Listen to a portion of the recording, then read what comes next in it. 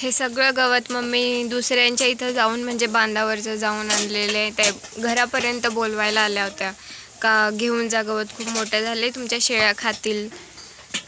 म्हणजे दुसरी लोक म्हणजे जे नातेवाईक नाही आहेत ना असे दुसरे लोक खूप सपोर्ट करतात की हां आमच्या बांधावरचं घेऊन जा, आमचं हे घेऊन जा तुमच्या शेळ्या खातील, आमचं ते घेऊन जा तुमच्या शेळ्या खातील. पण आपली लोक जे असतात ना आपले नातेवाईक ते फक्त हसण्याचंच कार्य करत असतात. म्हणजे कधी पुढं नेण्याचा प्रयत्न तर कधी नसतोच त्यांचा की आपण मदत करावा, हे पुढं चालले ह्यांना थोडं आपल्याकडनं मदत करा असं काय तर त्यांचं नसतंच कधी. पण मागं ढकलण्यात खूप पुढं असतात आणि ही अशी लोक आपल्याला आपले कष्ट बघून मदत करतात. केवढा लांबून लांबून ती आणते बिचारी हाय आपल्या इथं तर सांगावं तिला ती नेईन तिच्या शेळ्यांसाठी. खरंच आहे नातेवाईक हे कुठल्याच कामाचे नसतात. 100 एखाद्याचे असतील खूप चांगले असतील जे एकदम चांगल्या प्रकारे वागत असतील, 100 एखाद्याचेच. बाकीच्यांचे असेच असतात नावं ठेवायला, हसायला तर कुठल्या गोष्टीचं आहे तर मला कधी कधी असं कळत नाही. पण जाऊ दे हसू दे.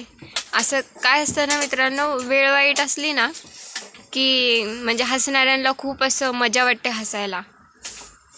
पण वेळ बदलायला वेळ नाही लागत आणि आज जे आपल्यावर हसतात आपली वेळ वाईट आहे म्हणून उद्या त्यांची वेळ वाईट व्हायला पण वेळ नाही लागणार. कोणाबद्दल वाईट तर नाहीच आम्ही विचार करत, पण ठीक आहे ना, देव जर असला ना तर ज्याला त्याला ज्याची त्याची लायकी दाखवल असतो. त्याच्यामुळं किती दुसऱ्यांचा मजाक उडवायचा, किती हसायचा. आता आमचे पत्रे उडाले होते तेव्हा पण काही लोक खूप अशी बघून हसत होती. हसण्यासारखी गोष्ट होती का ती सांगा बरं. पत्रे उडाले, सगळे जनावर आमची भिजली होती, लोक दात काढत होते. का नाही माणसाचं म्हणजे मानसिक संतुलन हलणार या अशा लोकांना बघून. तसे हे बाकीचे लोक घरापर्यंत आल्या होत्या त्या एवढ्या सकाळ सकाळ घरापर्यंत येऊन घेऊन जा गवत तुमच्या शेळ्या खातील. म्हणजे इतकी जी दुसरे लोक आहेत ते आपल्याला असे साथ देतात आणि आपले जे आहेत ते फक्त हसण्याचं कार्य करतायत.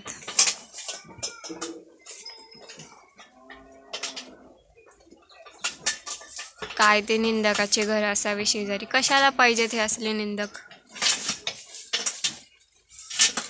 लोकांपेक्षा ना जनावरं खूप छान आहेत, खूप म्हणजे खूप छान. फक्त माया लावली पाहिजे त्यांना. बसली माझी मम्मी इथं बसली का लगेच तिच्यापाशी बसणार, अशा मांडीवर डोकं ठेवणार. एवढ्या म्हणजे जीव लावलाय तर एवढ्या प्रेमाने वागतात हे अशा. आमची ती 4 बोकडे पण माहिती आहे का, तो माणूस जो घ्यायला आला होता तो बोलत होता धरून घ्या पळतील. पण आमचे 4च्या 4 बोकडे माझी मम्मी म्हणली चला चला चला आणि पाठी तिच्या पार गाडीपर्यंत जाऊन पाठी तिच्या उभे राहिले होते, हल्ले नाही जागचे. पण त्या लोकांनी उचलले दना त्यांच्या गाडीत टाकले. खूप वाईट वाटलं बघून, पण आता काय करू शकतो, ठेवू पण नाही शकत ना एवढे.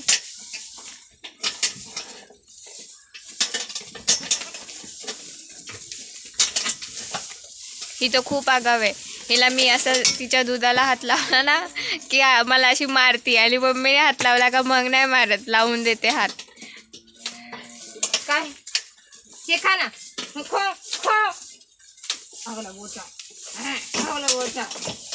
तिला पण पातळ संडास होते का? बघू का बोजा? नाही मी विचारलं तुला. बघू हिरोईन इकडे या. तो कशी मांडी आता बारीक राहिली तू मांडी बसायला.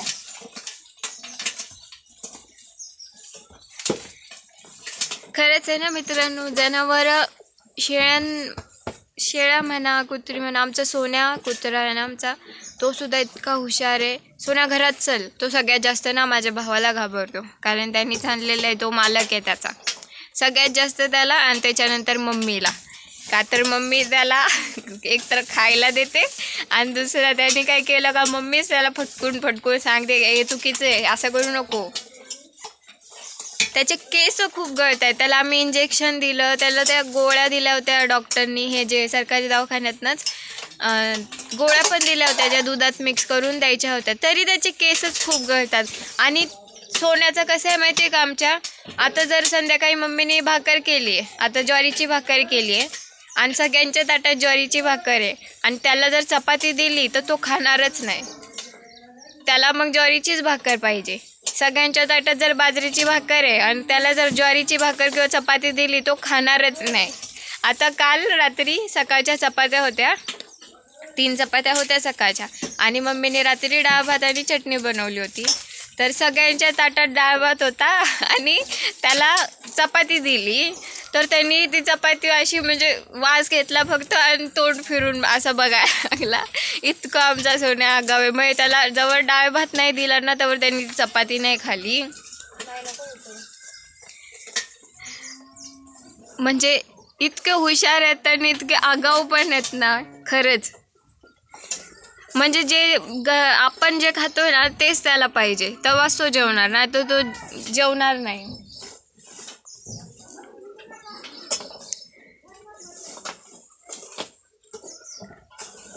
ठीक आहे मित्रांनो, चला जाते, मला पण घरातलं उरकायचं आहे. एवढी व्हिडिओ बास झाली. बघत जा माझ्या पूर्ण व्हिडिओ, ऐकत जा माझ्या कहाण्या. कसं आहे ना मित्रांनो, आता जवळपास आम्ही 5 वर्ष झाले लॉकडाऊनचे. आता बघा 2025 चालले ना, आम्ही 20 का 21मध्ये आलो होतो, 20मध्ये आलो होतो ना ग, 21मध्ये माझी 12वी झाली ना. 20मध्ये आम्ही म्हणजे मार्च एप्रिल मे असं काहीतरी, मे का जूनमध्ये आलो होतो, मेमध्ये ना. तेव्हापासून म्हणजे अगं मार्चमध्ये लॉकडाऊन लागलं होतं 22 मार्चला, आणि त्याच्या 3 महिन्याने आपल्याला पास भेटला होता. मग मार्च एप्रिल मे जूनमध्ये आलो असं. तेव्हापासून म्हणजे थोडे दिवस सगळे खूप चांगले वागले हे ते. पण आमचं कसं आहे, सुरुवातीपासूनच स्वतःचं सगळं स्वतःनी केलेलं आहे, स्वतःचं कष्ट.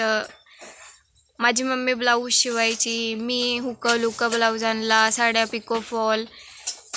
एखाद्या दिवशी ती कसं मुंबईला कसं आगरी लोक ते भरपूर कपडे शिवतात, भरपूर, महिन्याला एक बाई म्हणजे 20 25 ब्लाऊज शिवते, एवढे ते लोक कपडे शिवतात. आणि ते जवळपास गावाचे पूर्ण भरपूर बायांचे कपडे माझी मम्मी शिवायची, कारण ना तिचे कपडे शिवलेले त्यांना खूप आवडायचे.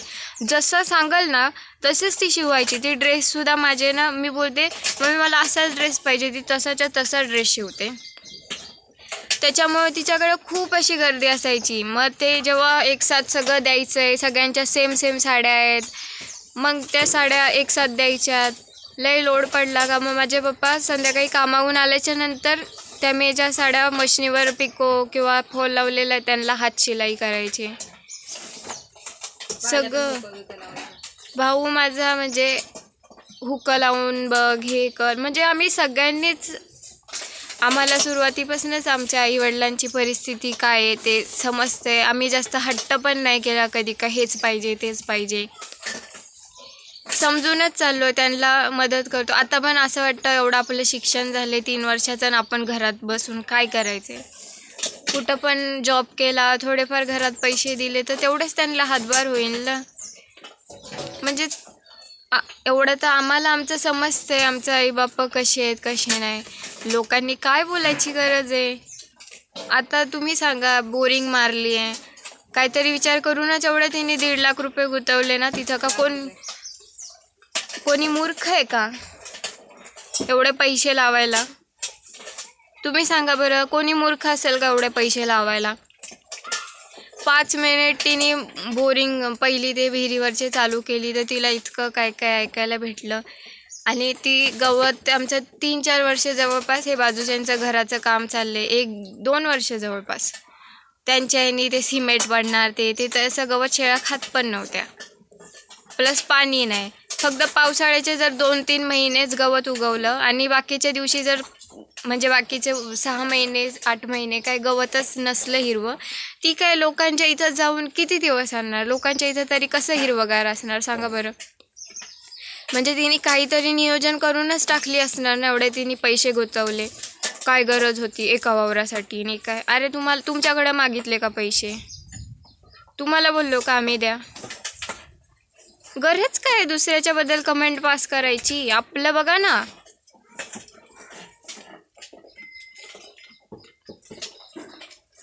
मला हे बिलकुलच आवडत नाही. तर मी कोणाच्या दारात आज 4-5 वर्ष झाले कोणाच्या दारात उभी राहायला पण नाही गेले.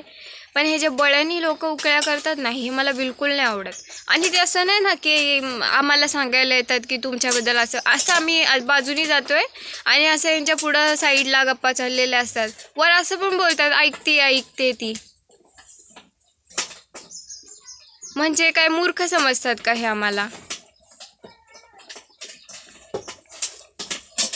जर तुम्ही स्वतःच्या कानाने असं तुमच्याबद्दल ऐकलं असतं तर तुम्ही असे शांत, मग तुम्ही अशा कमेंट केल्या असता का की निंदकाचे घर असावे शेजारी, लक्ष नको देऊ स्वतःच्या कार्यात. आता आम्ही करतोय तर तेच आमच्याच कार्यात ध्यान देतोय, पण ते मनाला लागतंच की नाही का आपल्याबद्दल असं बोलतात. मला तर सांगू का, सगळीकडं असं पूर्ण गावात सांगतात आगावे, अशी उद्धटवाणी बोलतीये, चांगली नाही. नसेल मी चांगली, तुमच्या दारात तर नाही आले ना. स्पष्ट बोलते ना. पण आता माझ्या आईला तुम्ही दारात येऊन काही बोलणार, शिव्या देणार तर काय? आता मी काय बारीक तर नाही ना, 21 वर्षाची आहे म्हणल्यावर बारीक तर नाही का? मग मला काही कळतच नाही, मला अक्कल नाही, मग मी मध्ये बोललं नाही पाहिजे. दारात येऊन जर तुम्ही काहीही बोलताय तर बोलणारच ना मुलं म्हणून. कोण नाही बोलणार सांगा बरं? तुमच्या आईला जर असं कोणी येऊन बोललं तर तुम्ही असं म्हणणार का आपले आई वडील बघून घेतील? कोणाला पण राग येणारच ना.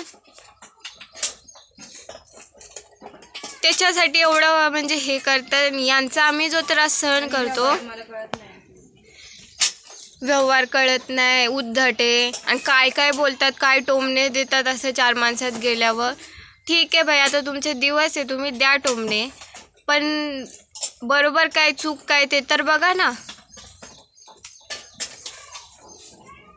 इथं ते झाड तोडताना त्या दिवशी ती नीट सांगतीये की म्हणजे आमचं हे तुटल बरं का, आमचं हे असं होईल बरं का, आमचे पत्रे कालच उडालेत, आत्ताच बांधलेत. उद्धटसारखं म्हणजे एकदम चांगल्या ह्यानी बोलणं तर नाहीच, पण तुटू दे ना तुमचं, आम्हाला काय करायचं आहे? आमच्या ह्याच्यातच चाललंय आणि आमच्याच ह्याच्यात ते चाललंय. हे काय बोलणं झालं का माणसाचं? आणि ह्यांना रिस्पेक्ट पाहिजे. म्हणजे तुम्ही आम्हाला येऊन चपलीने मारा आणि आमच्याकडनं रिस्पेक्टची अपेक्षा करा.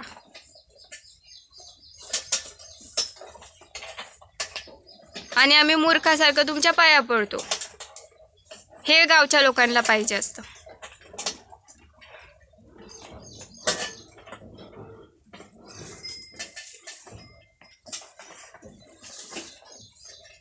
तुम्हाला माझे व्हिडिओ बघून असं वाटत असेल की किती म्हणजे आगावसारखी खरंच बोलतीये, पण नाही हो, खरंच असा त्रास होतो माणसाला. माणूस सहन नाही करू शकत इतका पण. आणि 5 वर्ष काही कमी नाही झालेले. हसायचं, टोमणे द्यायचे. माझ्या वडिलांची तब्येत एकदा बरी नव्हती म्हणून ते 2-3 दिवस घरी होते. तर घरी येत तर नुसतं बसून काय झोपा काढून राहणार का? त्यांच्याच मनाला हे का काय नुसतं झोपा काढू का म्हणून ते तिकडं ओढ्याला जाऊन सुबाबळीचे एवढे मोठे आजारी असताना एवढे मोठे ओझं घेऊन येत होते का शेळ्या तरी खायला पोटभर घालून आता आहे घरी. तरी ह्या बायका गप्पा मारत बसल्यात तर काय म्हणतात का एवढा आजारी पडलाय तरी सारखा सुबाबळीवर मरतोय. स्वतः मी घरात बसून हे ऐकलं. कसं वाटेल तुम्हाला सांगा बरं? म्हणजे माणूस आजारी असताना पण त्याच्या मनात काय विचार चाललाय की घरात नुसतं झोपा काढण्यापेक्षा चल ओढ्याला जाऊन सुबाबळीचं वजं तरी आणतो, शेळ्या पोटभर खातीन. आणि ह्या रिकाम टेकड्या अशा बसून गप्पा काय मारतात, एवढा आजारी पडलाय तरी सुबाबळीवर मरायला लागलाय. आता मी एवढे लाईन टू लाईन तुम्हाला सांगते, म्हणजे मी ऐकलं असेल की नाही.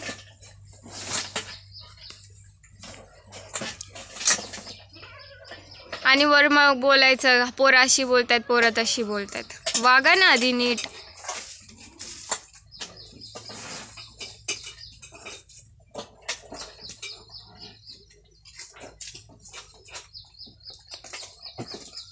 तरी माझे पप्पा बोलतात असं व्हिडिओमध्ये सांगत नको जाऊ, असं नको बोलत जाऊ.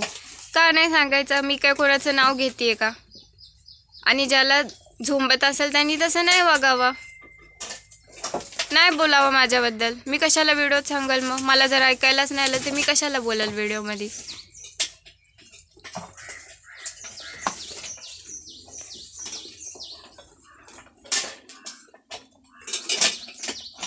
खूप म्हणजे इतके असं त्रास द्यायचा जर प्रश्न हे केला ना, आता मी ते वावर एक करायला घेतलेलं आहे, त्या वावराच्या कडेकडेने आता प्लास्टिकच्या बॉटली, औषधाच्या बॉटली, काचेच्या बॉटली अशा नेऊन टाकलेल्या आहेत.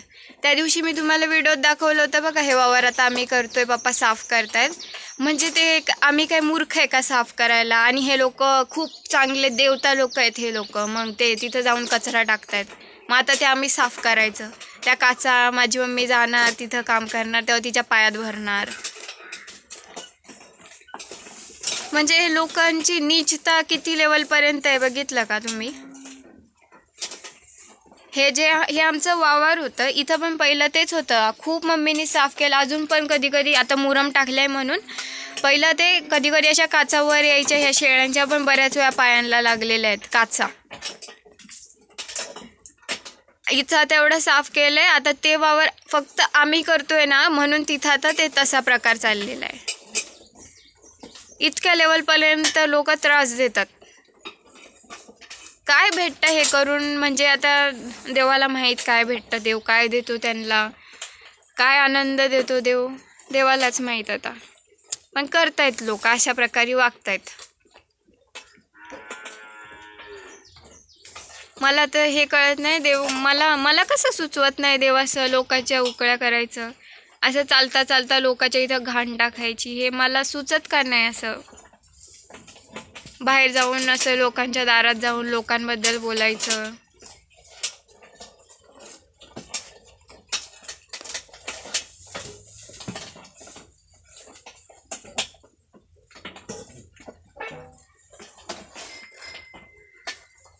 ठीक आहे मित्रांनो, आज लईच बोलली आहे मी.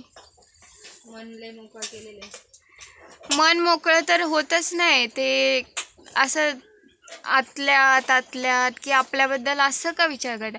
मला सांगू का मित्रांनो, कधी कधी इतकं असं वाईट वाटतं ना, की म्हणजे माझ्या पप्पांनी सांगतात, माझ्या पप्पा भरपूर केलं, पैसा पाणी दिला, आजारी पडलं का हे ते, पण आत्ताच्या घडीला जसं आलोय आम्ही, जसं बघितलंय तसं म्हणजे एका पण नातेवाईकांनी असं पप्पांना रिस्पेक्टफुली वागवलं नाही, की विचारलं नाही, विचारपूस नाही का तू जेवला का हे ते, खाली पाडण्याचा प्रयत्न केला. पप्पांना खूप वाईट वाटतं कधी कधी असं. नातेवाईक म्हणून सुरुवातीपासूनच आम्हाला कधी असं विचारलं नाही. नावं ठेवतात ते तर वेगळंच, सगळे लोक एकत्र येतात आणि आम्हीच एकटं पडल्यासारखं. त्रास होतो याचा कधी कधी, पण मग एका मनाला वाटतं हे असे नातेवाईक असण्यापेक्षा आपण एकटं बसलेलंच बरं आहे. कसं आहे, आपण बसणार त्यांच्यात आणि ते पाठी आपल्यालाच हसत असणार. मग अशा लोकांमध्ये बसण्यापेक्षा त्यांच्यात न बसलेलंच बरं आहे. आपलं एकटं बसलेलंच साईडला बरं आहे.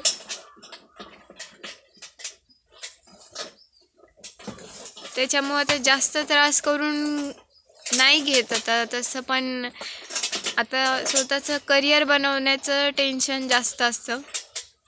कसे शिक्षण झालं आहे, कुठंतरी जॉब, अजून MCA करायचं आहे, स्वतःचं करिअर घडवलं पाहिजे ना. इथं राहून तसं पण जास्त काही हे नाही. पण आता मम्मीचं म्हणणे असं आहे का इथंच राहायचं, आता मी एवढं केलं आहे, आता माझ्या एवढ्या शेळ्या आहेत, आता मी इथून कुठंच जाणार नाही. तसं बघितलं तर पुण्यात राहायला गेलं तर जास्त बरं होईल, कारण एवढा लांब ट्रॅव्हल आमचं रोजचं पप्पा माझे करतायत. आता भाऊ करायला लागला, आता मी कुठं जॉईंट होईल, मला करायला लागेल. फक्त आमच्या मम्मीसाठी आम्ही एवढं करतोय बरं का. पण आमची मम्मी, आम्ही एखाद दिवशी काम नाही केलं तर आम्हाला खायला देणार नाही अशी करते. मजाक करते बरं का मित्रांनो. माझी मम्मी खूप छान स्वयंपाक पण करते आणि सकाळचं 5:30ला उठून आता ती स्वयंपाक करते. पहिलं पप्पा होते, आता भावाचा डबा,